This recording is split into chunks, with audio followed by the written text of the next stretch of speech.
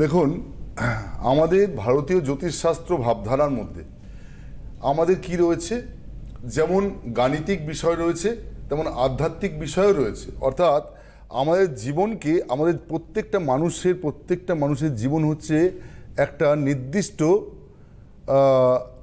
সংখ্যা বলুন, একটা হিসাব বলুন, একটা পরিমাপ বলুন, প্রত্যেকটা মানুষের জীবন কিন্তু বাধা রয়েছে। অর্থাৎ জীবনই একটা ম্যাথমেটিক্স, জীবনই হচ্ছে একটা অঙ্ক, গণিত। অর্থাৎ জানবেন যে আমাদের প্রত্যেকটা মানুষের, আপনি চিন্তা করে দেখুন, সকাল থেকে রাত মানে প্রায় সব মানুষেরই একটা নির্দিষ্ট মানে সময়ের মধ্যে তার স্নান, খাওয়া দাওয়া, ওঠা বসা, ঘুম থেকে ওঠা থাকে, তাই তো? তাহলে আপনি ঘড়ির টাইমটা দেখে উঠছেন, ঘড়ির টাইমটা দেখে আমরা শুচ্ছি, খাচ্ছি, তা সেখানে সংখ্যা, তাহলে অর্থাৎ সেখানেও একটা ক্যালকুলেশন যে আমাকে এই টাইমের মধ্যে এই করতে হবে, সেই টাইমের মধ্যে ওই করতে হবে বলে আমরা বেরোচ্ছি। আচ্ছা, তো একটা সব মানুষেরই যারা পৃথিবীতে ধরুন কাজ করতে চায় বা কাজ করছে, বা যে কোনো মানুষই কম বেশি, মানে প্রত্যেকেই যে খুব সমানভাবে গুরুত্ব দেয় তা না, কিন্তু কম বেশি জীবনটা কিন্তু সায়েন্টিফিক ম্যাটারের মধ্যে এবং একটা অঙ্কের মধ্যে যেন জড়িয়ে সবাই আমরা। আপনি দেখুন, আজকের যুগে একটা মানুষকে বাইরে পা বাড়ালে সে 5 কিলোমিটার কিন্তু চট করে হেঁটে যাবে না। চট করে রোজের যাওয়ার থাকলে সে 5-10 কিলোমিটার, খুব কম মানুষই আছে যে রোজের যাতায়াত 5-10 কিলোমিটার হেঁটে করে, খুব কম, হাতে গোনা মানুষ। কি চায়? একটা বাইরে যাব, একটা 3 চাকা হোক, 2 চাকা হোক, 4 চাকা হোক, যাই হোক, বা তার থেকে বেশি চাকা হোক, আমাকে যেন পৌঁছে দেয়, একটা জায়গা যেন তাড়াতাড়ি করে আমাকে পৌঁছে দেয়।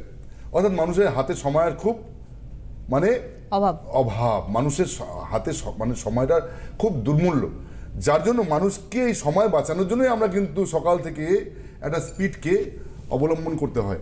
এবং দেখুন, আমাদের লাইফটা যেমন সায়েন্টিফিক ওয়েতে একটা বাধা রয়েছে, আবার আধ্যাত্মিকভাবে আমাদের জীবনটা বাধা। আমাদের সর্বশক্তিমান ঈশ্বর, যিনি অল মাইটি গড, যিনি অমনিপোটেন্ট, অমনিসায়েন্ট, অমনি প্রেজেন্ট, ভগবান হচ্ছেন সর্বজ্ঞানী, সর্বশক্তিমান এবং সর্বভূতে উনি বিরাজমান।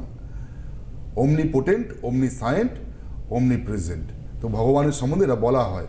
তো ঈশ্বর আমাদের সকলের মধ্যে রয়েছেন, এবং আমাদের ভারতীয় জ্যোতিষশাস্ত্রেও কিন্তু এই দুটো জায়গাকেই নির্ভরশীল। অর্থাৎ যেমন আমাদের আধ্যাত্মিকতার উপর নির্ভরশীল, আবার আমাদের জীবন কিন্তু জানবেন সায়েন্সের উপর নির্ভরশীল। আপনি মানসিকভাবে জোর পাবেন না যদি ঈশ্বরকে আপনি না ডাকেন, না মানেন। আপনার জীবনে ঈশ্বর, ধর্ম বা ঈশ্বর আমাদেরকে কি করে জানেন তো? ধর্ম বা ঈশ্বর আমাদেরকে ধরে রাখে। কি ধরে রাখে? আমাদের প্রত্যেক সময়ের আমাদের চরিত্র, আমাদের মানসিকতা, আমাদের শক্তি, আমাদের অন্তর্জ্ঞান, আমাদের বহির্জ্ঞান, আমাদের কর্ম, আমাদের সব কিছুকে ঈশ্বরের নাম বা আধ্যাত্মিক যে শক্তি সেটা কিন্তু ধরে রয়েছে। অর্থাৎ আমরা ধরুন যখন বাড়ি থেকে বেরোই বা বাড়িতে প্রবেশ করি, বা আমরা সারাদিনের মধ্যে ঈশ্বরের পুজো করা, এটা কেন করা বলুন তো? মানুষকে মেডিটেট করার জন্য, অর্থাৎ আমাদেরকে স্থির করা, নিজেদেরকে স্থির করার জন্য। ঈশ্বর কিন্তু আমাদের প্রত্যেকটা মানুষের মধ্যে রয়েছেন, সর্বভূতে যেহেতু বিরাজমান, আমাদের প্রত্যেকটা জীবের মধ্যে, শুধু মানুষ নয়, প্রত্যেকটা জীব, প্রত্যেকটা জড়বস্তুর মধ্যে ঈশ্বর রয়েছেন। যার জন্য জানবেন যে বড় বড় বিজ্ঞানীরাও বলে গেছেন যে যেখান থেকে বিজ্ঞানের শেষ, সেখান থেকে ধর্মের শুরু। বিখ্যাত বিজ্ঞানী আইনস্টাইন এই কথাটা বলেছিলেন। তা দেখুন, আমি বলি যে আধ্যাত্মিক জ্যোতিষ আমাদের কিন্তু এই যে তন্ত্রবিদ্যা আমরা যে অ্যাপ্লাই করি, আমাদের তন্ত্রবিদ্যার মধ্যে অনেক কিছু আছে, উচ্চাটন আছে, মারণ আছে, স্তম্ভন আছে, অনেক কিছু ক্রিয়া রয়েছে। তো ক্রিয়াগুলো কিন্তু আমাদের আমাদের যে এই শাস্ত্রটা, তন্ত্রশাস্ত্র, যেটা আধ্যাত্মিক তন্ত্রশাস্ত্র, এই শাস্ত্রের মধ্যে সেই জ্ঞানটা নিহিত আছে।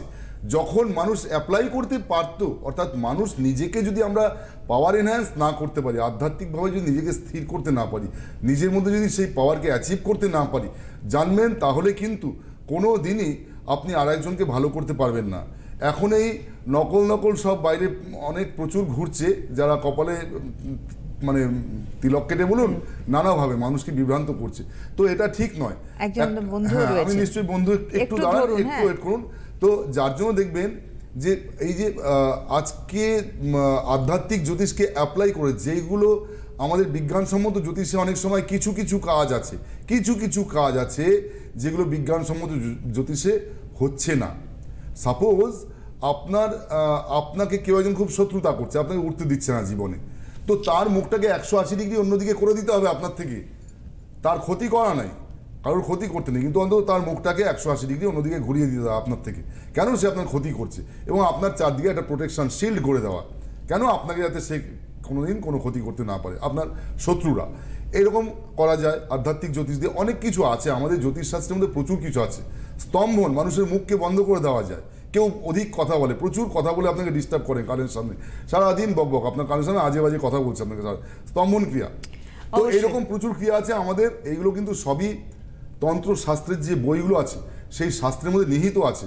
আমি সেই শাস্ত্রের যদি কিছু বইয়ের নামও বলি, পাতা উল্লেখ করে বলে দিতে পারি যে এই পাতায় এটা লেখা আছে।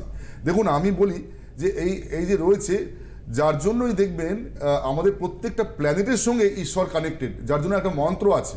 প্ল্যানেটের সঙ্গে মা কালীর যে আমাদের মা দুর্গার যে 10টা রূপ, দশমহাবিদ্যার 9টা রূপকে আমরা প্রত্যেক গ্রহের যে অধিষ্ঠাত্রী দেবী আমরা বর্ণনা করে থাকি। যেমন আমি এর আগেও বলেছিলাম, দিবাকরস্য মাতঙ্গী, দিবাকর মানে সূর্য, দিবাকরস্য মাতঙ্গী, মা মাতঙ্গী হচ্ছে দিবাকরে, অর্থাৎ সূর্যের অধিষ্ঠাত্রী দেবী রবির। দিবাকরস্য মাতঙ্গী চন্দ্রস্য ভুবনেশ্বরী, কুজস্য বগলা দেবী। কুজস্য মানে চন্দ্রস্য মানে বুঝেই গেছেন চন্দ্র, কুজস্য মানে হচ্ছে মঙ্গল, কুজস্য বগলা দেবী। বুধস্য পরসুন্দরী মানে ত্রিপুরা সুন্দরী। তারা বৃহস্পতিশ্চৈব, তারা হচ্ছে বৃহস্পতির অধিষ্ঠাত্রী দেবী। তারা বৃহস্পতিশ্চৈব শুক্রস্য কমলাত্মিকা, মা কমলা হচ্ছে শুক্রের অধিষ্ঠাত্রী দেবী। শনেস্তু দক্ষিণা কালী, শনি হচ্ছে মানে দক্ষিণা কালী হচ্ছে শনির অধিষ্ঠাত্রী দেবী। শনেস্তু দক্ষিণা কালী গ্রহানামিষ্ট দেবতা। ছিন্ন মস্তা তথা রাহু, মা ছিন্ন মস্তা হচ্ছে রাহুর অধিষ্ঠাত্রী দেবী। ছিন্ন মস্তা তথা রাহু কেতুর ধূমবতী তথা, অর্থাৎ মা ধূমাবতী হচ্ছেন কেতুর অধিষ্ঠাত্রী দেবী। দেখুন, আমাদের এই মন্ত্রটার মধ্যেই কিন্তু আধ্যাত্মিক জ্যোতিষ যে আমাদের জ্যোতিষ যে আধ্যাত্মিকতার সঙ্গে যুক্ত রয়েছে এই মন্ত্রটার মধ্যে। দিবাকরস্য মাতঙ্গী চন্দ্রস্য ভুবনেশ্বরী, কুজস্য বগলা দেবী, বুধস্য পরসুন্দরী, তারা বৃহস্পতিশ্চৈব শুক্রস্য কমলাত্মিকা, শনেস্তু দক্ষিণা কালী গ্রহানামিষ্ট দেবতা। ছিন্নমস্তা তথা রাহু কেতর ধূমবতী তথা। এই যে নব প্ল্যানেট অর্থাৎ নবগ্রহের যে নব মা অধিষ্ঠাত্রী দেবী, এনারা কিন্তু আমরা কি দেখছি, এনারা কন্ট্রোল করেন। অর্থাৎ অধিষ্ঠাত্রী দেবী সবসময় এই প্ল্যানেটের অধিষ্ঠাত্রী মানে কি, তার ইচ্ছায় এনারা আমাদের ধর্মের মধ্যে রয়েছে। আমাদের সনাতন জ্যোতিষ এত সুন্দর, এত প্রাচীন এবং এত সায়েন্টিফিক, মানে আমি তো বলছি এইটা হচ্ছে একটা বট গাছ যেখান থেকে সব ঝুড়ি নেমেছে, মানে সাংঘাতিক ব্যাপার, সাংঘাতিক। সনাতন জ্যোতিষ হচ্ছে আধ্যাত্মিকতার শ্রেষ্ঠ, মানে আমি মনে করি। যাই হোক,